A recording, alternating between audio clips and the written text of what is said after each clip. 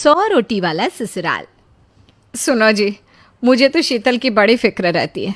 उसका ध्यान तो बस घर के बाहर दोस्तों के साथ घूमने फिरने में ही रहता है। उसे कुछ बोलो तो एक नहीं सुनती। मैं तो कहती हूँ इसकी जल्दी शादी वादी करवा दो, वरना लड़की हाथ से निकल जाएगी। तुमसे ज़्यादा चिंता है मुझे शीतल की शादी की। कल ही वो रामपुर वाले मौसा जी को फ़ोन भी किया था। बता रहे थे एक लड़का है नज़र में, उनका अपना घर है और लड़का भी अच्छा है।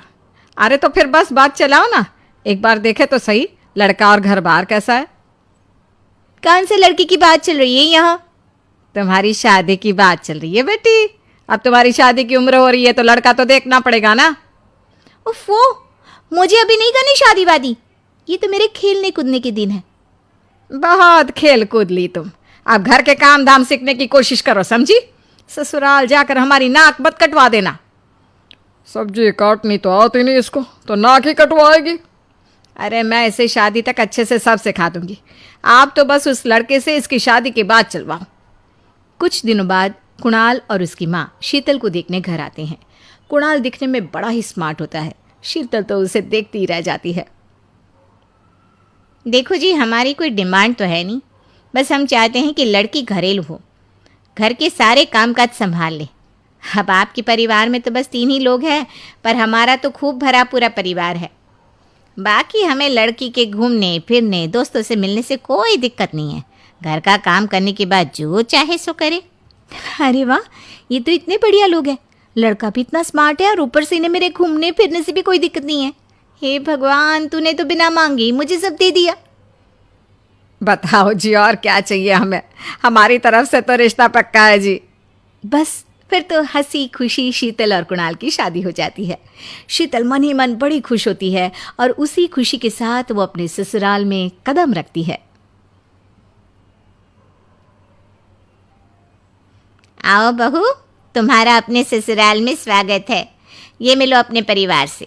ये तुम्हारे ससुर जी, तुम्हारी ननद सुनीता और गीता, सुनीता के पति राजेश और उनके 2 बच्चे राजू और चिंटू। ये ना हमारे साथ यहीं रहते हैं। ये तुम्हारी दादी सास हैं और बाकी लोग अभी बाहर गए हुए हैं। इतने सारे लोग, ये सब यहीं रहते हैं इस घर में? अरे अभी तो मेरे देवर देवरानी और उनके 3 बच्चे यहाँ नहीं है। उसके मायके में भी शादी थी ना, तो बस वहीं गई है। कल तक आ जाएंगे। हे भगवान, ये घर है या धर्मशाला? ये सब एक साथ इस घर में कैसे रहते हैं? मुझे तो पता ही नहीं था इनका इतना बड़ा परिवार है। अब समझी कि कोई डिमांड क्यों नहीं की इन्होंने। ये सब चाल चले मेरे साथ। अरे बहू, खड़े खड़े क्या सोच रही हो? चलो अपने कमरे में जाकर आराम करो। जी माँ जी। अगले दिन शीतल का ससुराल में पहला दिन होता है। शीतल रसोई में जाकर सबके लिए खीर बनाने लगती है। तभी उसके ननद सुनीता आती है। अरे वाह भाभी, आज क्या बना रही हो? बस दीदी, आज वो पहली रसोई है ना, तो खीर बना रही थी। अरे भाभी, ये खीर वे रहने दो। घर में 4 लोगों को शुगर है और कुछ लोग मीठा ही नहीं खाते। आप ना सीधा खाना ही बना दो। क्या फ़र्क पड़ता है, मीठा बने या नमकीन, बस बहू के हाथ की पहली रसोई होनी चाहिए ना। जी दीदी, तो फिर मैं खाना ही बना देती हूँ। आप बता दो खाने में क्या बनेगा? बस सिंपल सी कोई सब्जी बना दो, जैसे आलू गोभी या आलू मटर, और उसके साथ रोटियाँ सेक दो। हमारे परिवार में अब तुम्हें मिलाकर पूरे 20 लोग हो गए हैं। 15 बड़े और 5 बच्चे। बड़ों की 6-6 और बच्चों की 2-2 के हिसाब से रोटी बना देना। चलो मैं चलती हूँ, सब देख लेना। हाँ, बड़ों की 6-6 रोटी मतलब कि 15 लोगों की 90 रोटियाँ, और बच्चों की 2-2 रोटी मतलब 5 बच्चों की 10 रोटियाँ। 90 और 10 मतलब कुल मिलाकर 100 रोटियाँ। हाय, मैं तो मर गई। 100 रोटी अकेले कैसे बनाऊंगी? माँ, ये तुमने मेरी शादी कहाँ कर दी? शादी से पहले तो मैंने कभी 4 रोटी से ज़्यादा नहीं बनाई।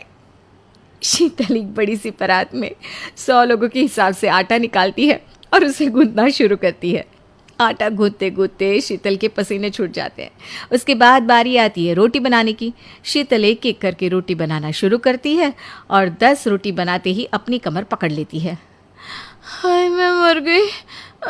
मेरी कमर टूट गई खड़े खड़े, और ऊपर से इतनी गर्मी।